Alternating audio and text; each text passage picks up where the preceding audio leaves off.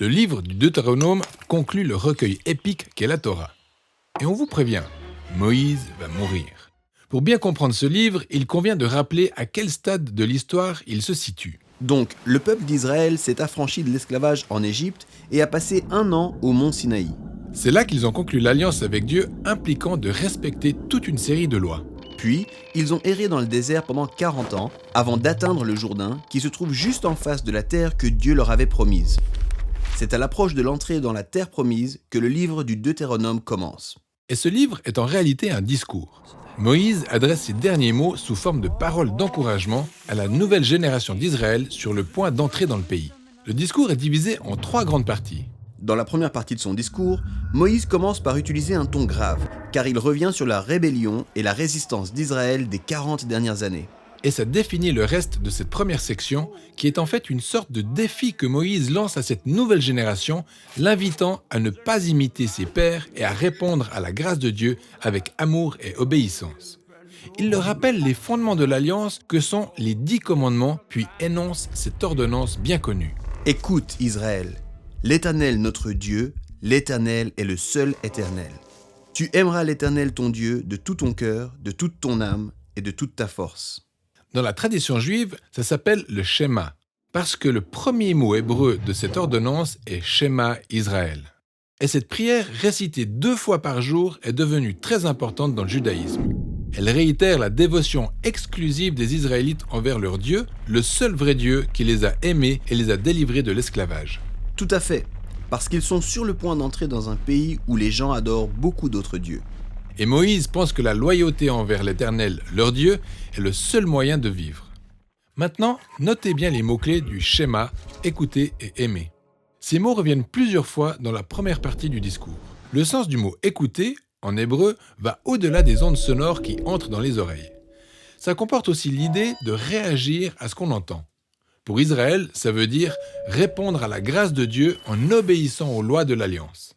En plus, l'écoute précède toujours le fait d'aimer. Oui, donc l'amour est la véritable motivation qui pousse à obéir aux lois. Israël ne peut obéir sans aimer, ni aimer vraiment sans obéir. Il existe donc un lien étroit entre le fait d'aimer et celui d'écouter qui imprègne l'ensemble du livre. Moïse leur dit que s'ils écoutent et aiment, ils accompliront leur appel originel en tant que famille d'Abraham.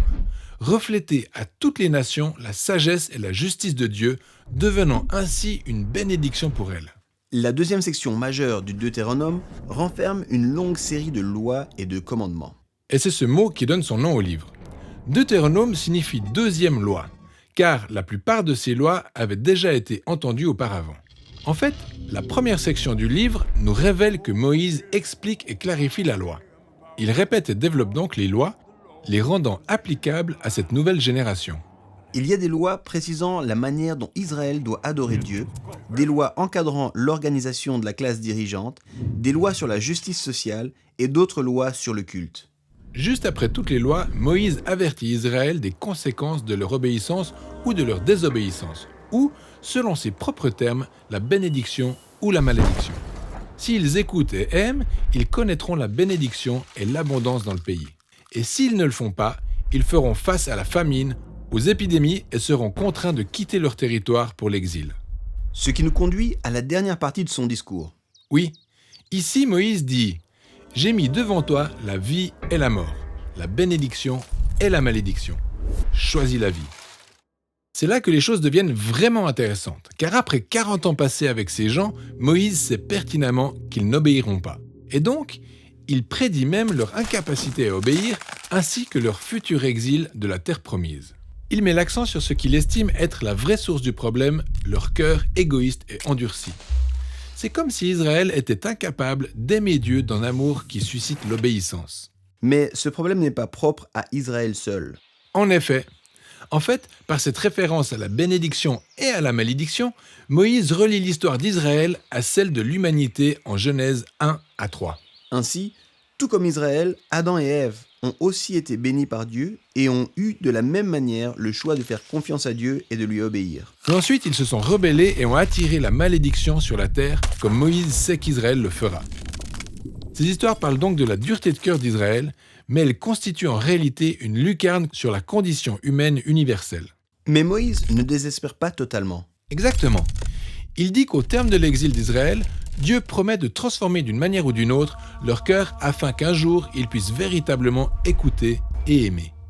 Vers les derniers chapitres, Josué est désigné comme le nouveau dirigeant d'Israël, Puis Moïse prend tout le code civil. celui qu'il vient de prédire qu'Israël enfreindrait. En effet, et il le place dans l'arche de l'Alliance. Ensuite, Moïse monte au sommet d'une montagne pour apercevoir la terre promise de loin. Après quoi, il meurt, et c'est ainsi que la Torah s'achève. C'est bizarre de finir une histoire à un moment pareil. C'est quand même le point culminant. Obéiront-ils aux lois et vivront-ils fidèlement dans le pays ou non? Eh bien, l'histoire se poursuit dans le livre suivant de la Bible, celui de Josué. Mais la Torah, quant à elle, s'achève ici. Et elle s'arrête là pour une raison. Elle est écrite pour les personnes qui sont soit à l'extérieur du pays, soit en attente de l'accomplissement de la promesse de Dieu de bénir le monde entier. Et maintenant, chaque génération qui lit la Torah se voit appelée à espérer, au même titre que Moïse, d'avoir un nouveau cœur transformé qui, un jour, sera capable d'écouter et d'aimer véritablement.